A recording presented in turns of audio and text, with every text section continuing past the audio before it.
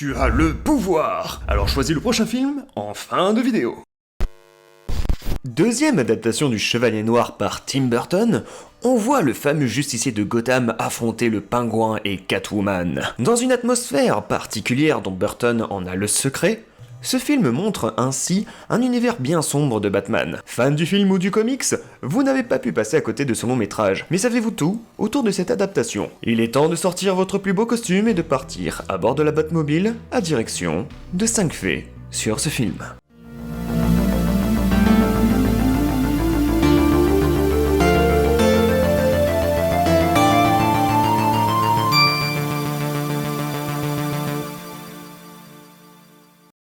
Les manchots.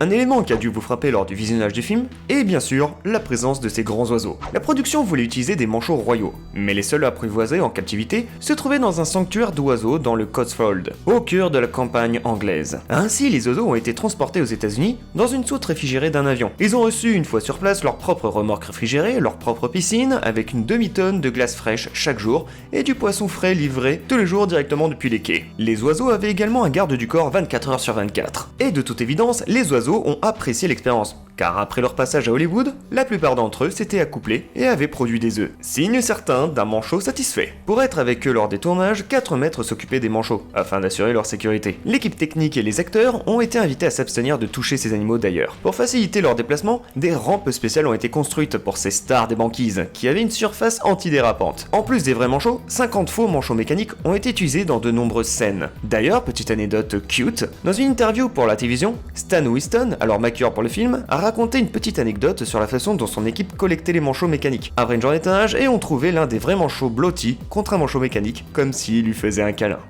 La peur de Burton. Selon la directrice de casting Marion Dougherty, Burton était mal à l'aise avec le casting de Christopher Walken dans le rôle de Mash Shrek. Quand elle lui a demandé pourquoi, il a répondu « Parce que cet homme me fait peur ». Voilà. Cependant, la décision doit avoir finalement pris de l'ampleur sur Burton, car déjà Walken a eu le rôle, mais en plus de ça, il sera casté pour Sleepy Hollow, la légende du cavalier sans tête. Il a également été choisi pour jouer Brainiac dans le projet avorté de Superman Lives. D'ailleurs, si vous tapez le titre de ce film abandonné sur internet, vous tomberez sur des photos de Nicolas Cage en Superman avec une grande classe. Catwoman. Bien que des superstars comme Madonna, Cher ou Demi Moore voulaient le rôle de Catwoman, le réalisateur Tim Burton a choisi à la place la très respectée mais nettement moins célèbre Annette Bening. Peu de temps après avoir obtenu le rôle, Bening a découvert qu'elle était enceinte de Warren Beatty. L'actrice a décidé que la meilleure chose à faire était d'abandonner le rôle. C'est finalement Michelle Pfeiffer qui incarne l'ennemi féline de Batman. Un point non négligeable du film est la tenue ultra moulante de Catwoman. Cette combinaison était si serrée sur l'actrice qu'elle avait souvent du mal à entendre sa propre voix. Tim Burton a dû lui dire de baisser son registre de voix car elle criait souvent son dialogue au lieu de simplement le dire. Lorsqu'on lui a demandé lors d'une apparition dans un talk show en 2007 si elle s'était jamais sentie nostalgique et avait enfilé le costume pour amuser son mari, l'actrice a déclaré qu'une fois le tournage terminé, elle ne voulait plus jamais revoir le costume aussi longtemps qu'elle vivait, la combinaison l'ayant traumatisée. Par contre, pour devenir Catwoman, ce n'était pas plus sympathique. Pour que les chats entourent Selina quand elle est assommée, les cinéastes ont mis du ton sur une version factice de Selina, et du ton sur le costume de Selina. Donc évidemment, elle en avait aussi sur elle, ce qui, vous en doutez, n'est pas très agréable. Danny DeVito en pingouin.